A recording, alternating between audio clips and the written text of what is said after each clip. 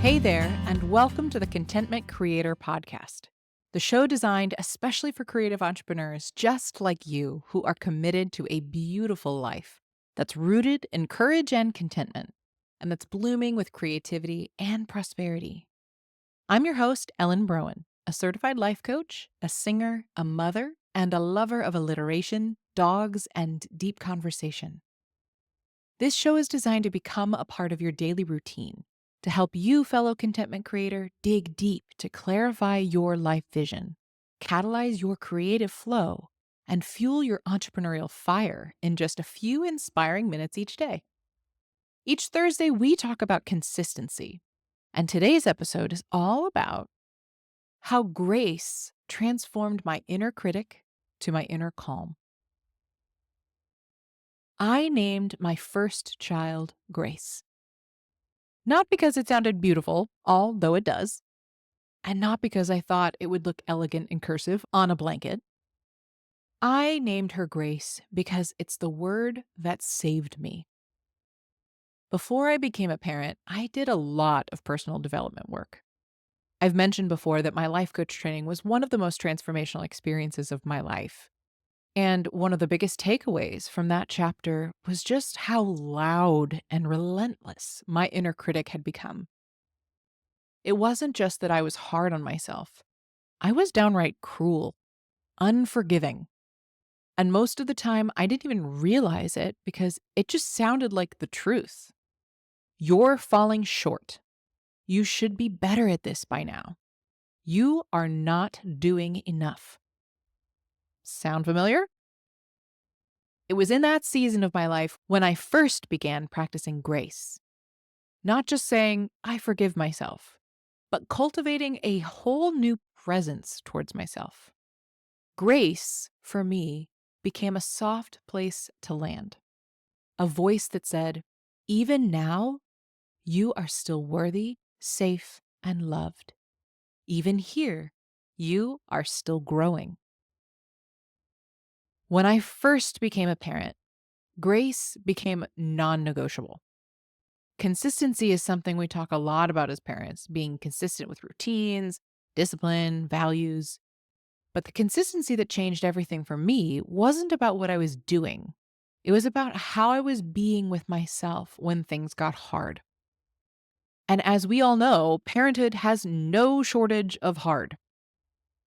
Grace is what I return to when I raise my voice and instantly regret it. When I forget to reply to my friends' texts for weeks or cancel a playdate last minute. When my daughter tests the same boundary 12 times in a row and I'm hanging on by a thread. Grace is the pause between the trigger and the reaction. It's the breath that lets me respond instead of explode. And sometimes it's just the whisper that says, you're doing the best you can. When I practice grace towards myself, something beautiful happens. I have more of it to offer others.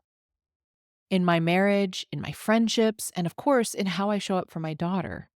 It creates this space where perfection isn't the goal. Connection is. Growth is. Presence is. And I'll tell you, there's something profound about showing grace to a child in the middle of a meltdown.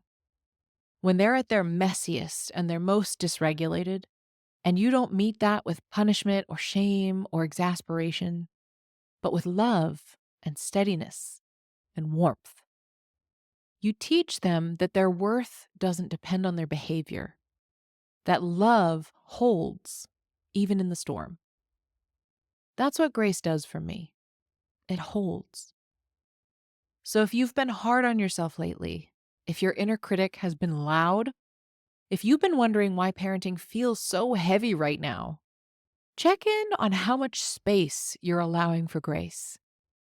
Are you offering yourself the same compassion you'd give a friend? Are you letting yourself be human? Are you remembering that parenting is not a performance, it's a practice? And practice means we're not going to get it right every time, or even most of the time.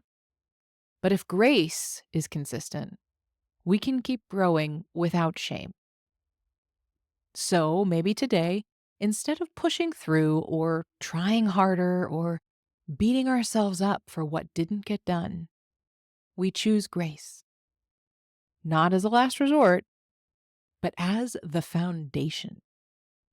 Because grace isn't weakness. It's one of the strongest, most resilient forces I know. And it's available to us always. Thank you for being here with me today. Join me here tomorrow if you're curious to know the self-care essential that no one's talking about. If you enjoyed today's episode, please share the love by sending it to someone you know it would support, and by leaving Apple reviews and Spotify comments and ratings. It would truly mean the world to me to hear from you and to support those you care about. Hit that subscribe button so you never miss a day, and join me in my mission to help a world full of content creators become a world of contentment creators.